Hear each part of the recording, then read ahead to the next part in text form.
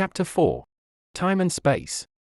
It is commonly thought by people of the earth plane that, in the spirit world, time and space do not exist. That is wrong. We have both, but our conception of them differs from that of the earth world. We sometimes use the phrase, before the dawn of time, to convey an idea of the passage of eons of time, but we have no notion of what is really embodied in that phrase.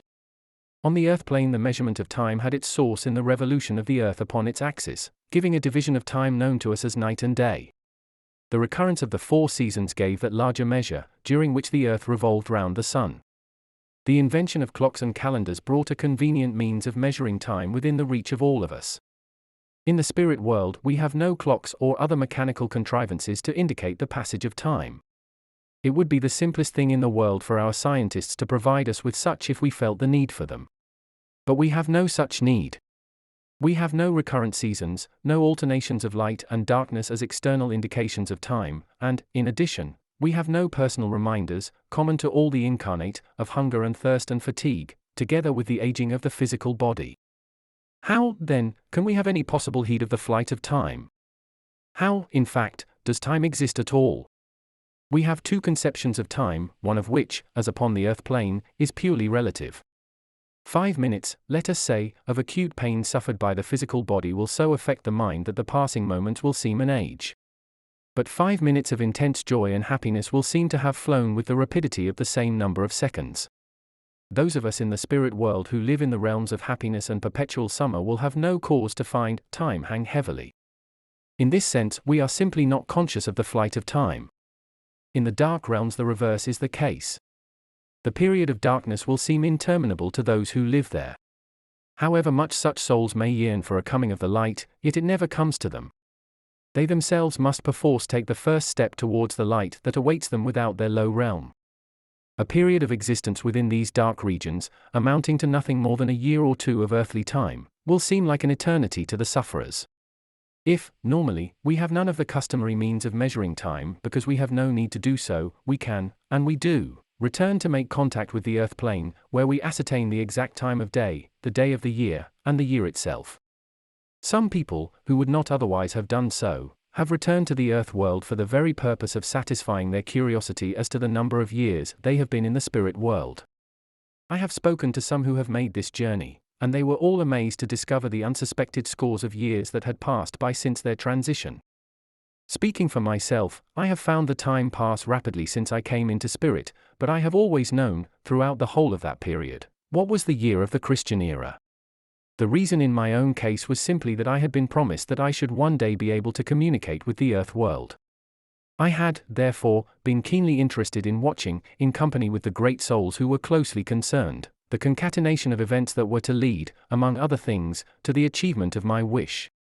Edwin, who met me upon the threshold of the spirit world and conducted me to my new home, was similarly acquainted with the passage of time, for he, in turn, had been watching me. It may be thought that time, in the sense of being a measured succession of existence, has little or no influence beyond the earth plane. But it most certainly does have an influence upon the spirit plane. All earthly events, whether concerning nations or individuals, are subject to, or governed by, time. And in so far as those events have their application to, or extension into, the spirit world, so do we in the spirit world come under the influence of time, or its operation. We might take the festival of Christmas as the simplest and readiest example. We celebrate this festival in the spirit world at the same time as do you. Whether December 25th is the correct date, historically, for the event which it commemorates, is a question we are not concerned with for our present purposes. What matters is that the 2 celebrations, yours and ours, are synchronized and recurrent year by year. We are not subservient to the earth world in this, our purpose is solely one of cooperation. In normal times upon the earth plane at that period of the year, there rises throughout the earth world a great force of goodwill and kindliness. Many people, who at other seasons are inclined to be forgetful, will frequently remember those of their family and friends who have passed into spirit lands, and they will send them thoughts of affection which we in spirit are always so happy to receive and to reciprocate. The celebration of Christmas is always preceded by thoughts of pleasant anticipation. If there were nothing else to guide us, these alone would be sufficient to tell us that the time of the feast was drawing near. In the spirit world, at that time, it is common enough to hear one person say to another, Christmas on the earth plane is drawing near. But the person so addressed might have been completely unaware of the fact. In the particular example of Christmas, we are not dependent entirely upon the earth plane for our knowledge of the approaching anniversary. On this special occasion, we are always visited by great souls from the higher realms, and were all other means to fail us, this would be an infallible indication of the passing of another year in earthly time. Those of us who are in close and constant connection with the earth will know, of course, as well as do you, the year, the month, and the day. We shall know, too, the exact hour of earth time. There is no difficulty about this, nor is there any mystery. When we come into your conditions, we can make use of the very means that you yourselves employ, and what could be simpler? As a rule, it is not necessary for us to be continually aware of the precise day and hour, or otherwise to keep account of them. When we actively cooperate with you, your thoughts to us are sufficient indication that a certain moment has recurred when we meet to work or converse together. Such thoughts are all that we need.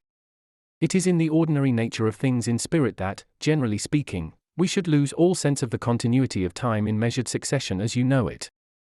We allow things to remain so, unless we have cause to do otherwise. When we look forward to the arrival of relative or friend into the spirit world, it is towards the event that we cast our minds, not the year in which the event is to take place. Thus far I have given you a few facts of my own knowledge derived from my own experience, and therefore what I have told you applies to the specific realm wherein I live. Of the higher realms I have no knowledge at first hand, and the amount of information that I have gleaned from conversations with inhabitants of those realms has been governed and restricted by my ability to understand. All that I can say, therefore, concerning time in the upper spheres is that in such elevated states we come into realms where knowledge, among many other spiritual attributes, is of a very high order. Personages from those realms have more than astonished me with the accuracy of their foreknowledge of events that were to take place upon the earth plane. Their means of acquiring this information is far beyond the comprehension of us in this realm. It is sufficient for the moment to record that it is so, and that time, therefore, is not confined to realms of a less exalted state of spiritual progression. When we come to the subject of space, we find that, broadly speaking, we are governed up to a point by the same law as upon the earth plane. We have eternity of time, but we have also infinity of space. Space must exist in the spirit world. Take my own realm alone, as an example.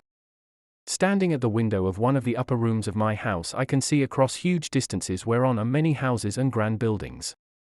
In the distance I can see the city with many more great buildings. Dispersed throughout the whole wide prospect are woods and meadows, rivers and streams, gardens and orchards, and they are all occupying space, just as all these occupy space in the earth world. They do not interpenetrate any more than they interpenetrate upon the earth plane. Each fills its own reserved portion of space. And I know, as I gaze out of my window, that far beyond the range of my vision, and far beyond and beyond that again, there are more realms and still more realms that constitute the designation infinity of space.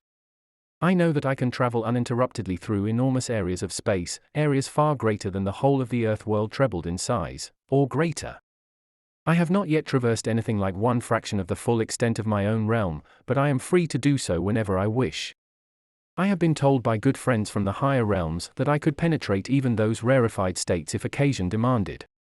I should be given the facilities and the protective cloak that are necessary in such cases to make the journey, so that, potentially, my field of movement is gigantic. Viewed with earthly eyes only, this immense region would obviously be beyond the reach of most people, since movement through such spaces on Earth would be restricted by the means of transportation at their command, as well as by other considerations.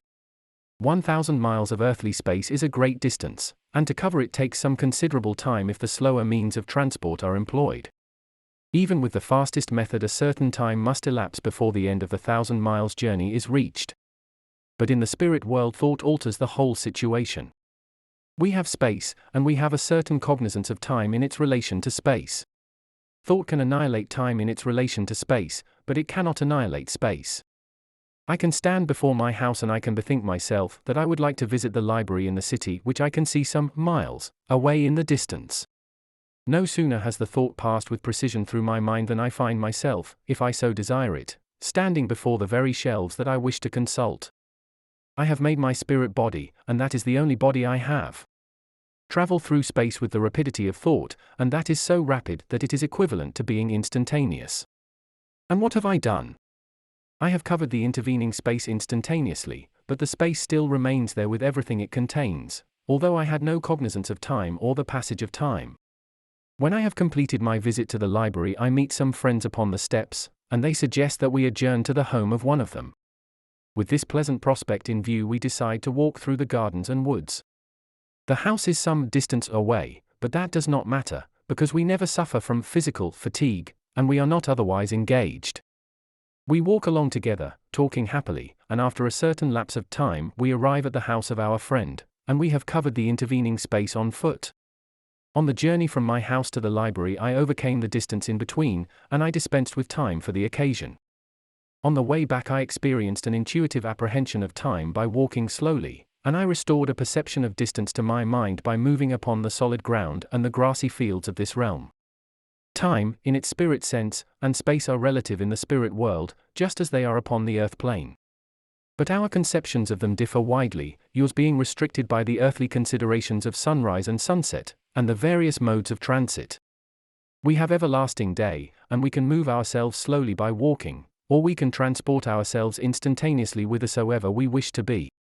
In the spirit world time can thus be made to stand still, and we can restore our sense of it by quietly resting, or by walking.